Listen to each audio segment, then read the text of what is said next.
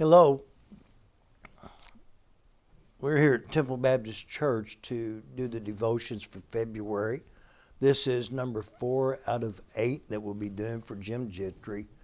If you've been following along, and I hope you have so far, some of them really start to make sense as we follow the commands of Christ. There are some studies out there that talk about the 49 quote-unquote commands of Christ. We're just going to look at 8 of them as we go through this series. This is 4 of 8, and it is entitled, Seek First His Kingdom.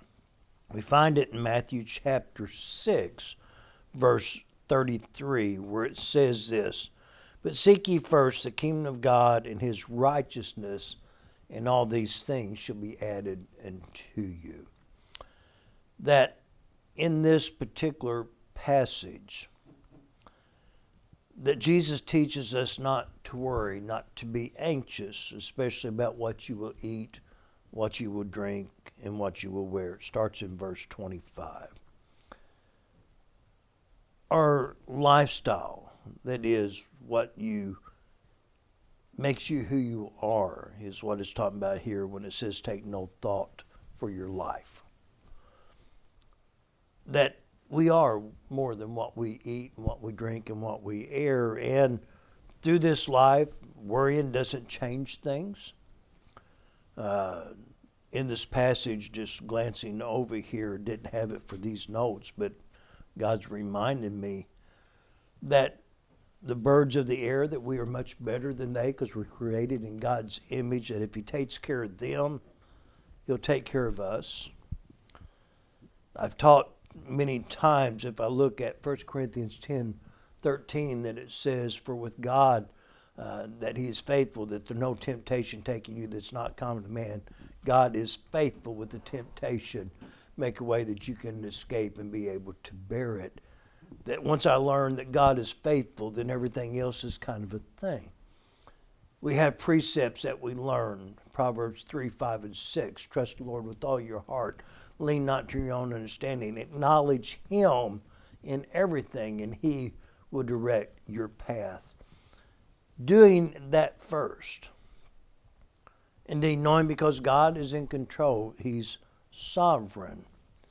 That there is enough, if we go on, don't take no thought for tomorrow, because it's got enough evil to take care of itself.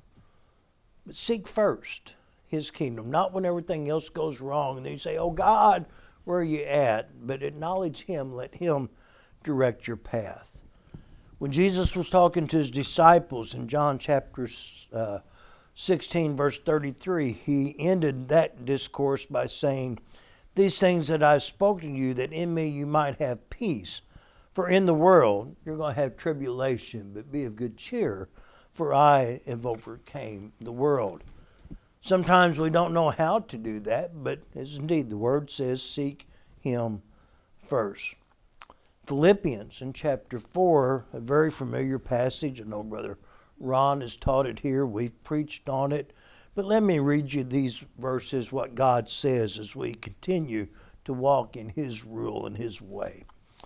Let your moderation, that is your gentleness and forbearance, be known to all hands, for the Lord is at hand. Be careful for nothing. Don't be anxious. Don't worry. But in everything, by prayer, supplication, with thanksgiving, let your requests be made known unto God. And the God of peace, which passes all understanding, shall keep your hearts and your minds through Christ. He would end it, whatsoever things are true, are honest, are just, are pure, are lovely, or good report, if there be any virtue, that excellence, or be any praise, think upon these things. May we seek first God's kingdom, not second, not when everything else fails, not when it's convenient even, but first. Seek his kingdom, his rule and way, his reign, and all that we have if we need, and his will be given. After all, it's not a suggestion, not even a promise or principle in the word. It's a command. Seek first the kingdom of God and his right way of doing things. See you next time.